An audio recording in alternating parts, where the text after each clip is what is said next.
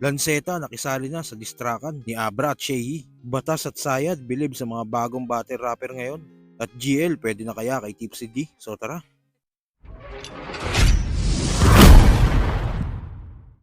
Sa pagbabalik nga ni Abra sa mundo ng musika, dito ay nilabas niya ang kantang Control na marami ang pinatamaan.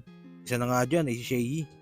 Puro kapaklaan lumalabas sa TV. Kinukonsenti lang pero pag sobra na kadiri. Kawawa yung mga walang muwang tapos daw pili. Lalaking makasalanan dahil sa lalaking makasarili. Dahil nga sa ginawa na yun ni Abra, naging dahilan ito para gumawa si Shehi ng diss track para kay Abra na may title na Aubrey.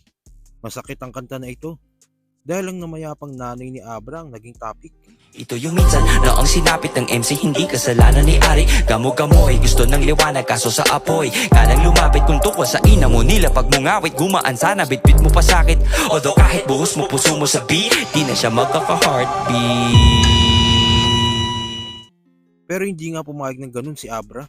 At sa loob nga lang ng isang araw, ay nag-disback ito. At ang pamagat naman nito ay Tarshi. Badilat na delato, tina mo naman itsura. Akala mo may karapatang mang-rate ng kanta. Ilusyonado nagbigay pang score ng 8. Sita nga dahil sa album cover this, lakas mang-hate. Ni mata mamataya ka sana ng ina o mag-ina. Ina ka, yan ba gusto mo manggaling sa akin? Ganyan rebat sa biro o sinong pikon sa atin? Kawawang hate.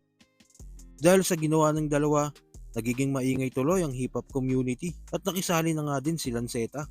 Dahil nga siguro ay nabanggit ni Shehi sa diss track niyang Aubrey, ang nanay ni Lanceta ni si Mama Ani. Inaparutin mo na tila pamin ng mga durog. Nakisanta mo di Marlon at isang dakilan na galunok. Ba't nabanggit pati nanay ko? Sabi na to nakanta. At kami pati nagdamay nyo. Panginan yung dalawa. Kasya dalawa sa hukay, kataumay, yung patunay. Yung mga pinatay na wala. Sa kabilang balita naman, ang daming lumalabas ngayon ng mga battle MC na talagang magagaling. Bilang patunay nga dyan ang nangyaring isa buhay finals sa pagitan ni Bitrom at GL. Dalawang rookie na bago lang sa eksena, pero masasabi natin na talagang magaling na sila sa kanilang napiling estilo. Sa interview nga ni Batas kay Sayad sa kanyang YouTube channel na Batasismo, ay dito na pag-usapan nila ang bagong henerasyon ng mga battle MCs na ngayon dahil kahit sila ay bumilib sa mga ito. Sarap panoorin ng mga bago ngayon, yung init nila. Oo, parang, pare. nag-enjoy ako. Yung medyo napadalas nga ako sa motos, kaya parang nag-enjoy yung tignan yung gigil nila. Parang kahit sa FRBL, sobrang gigil na gigil yung mga bagong rapper. Talaga. Iba.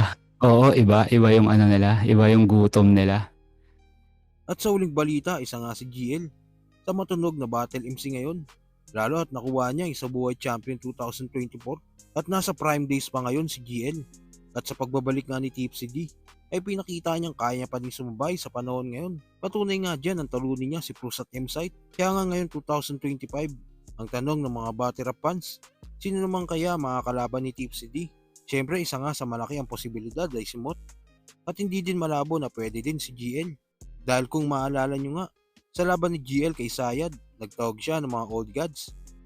Kaya tara na mga Diyos! Ahon na! Sumakay sa torrent! Pero kaya ba ng old god sumabay sa current? At sinagot ito ni Tipsy D sa laban niya kay BR.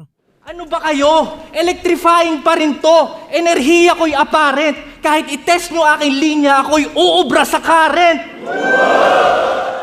Kahit nga si Jonas ay looking forward sa matchup na ito. Eto, GL versus Tipsy D. Pares matalino. Pares ng skill. Siguro ang magkakatalo na lang to sa performance. Sa sulatan, pares lang naman silang malupit. Sa performance, no? Katulad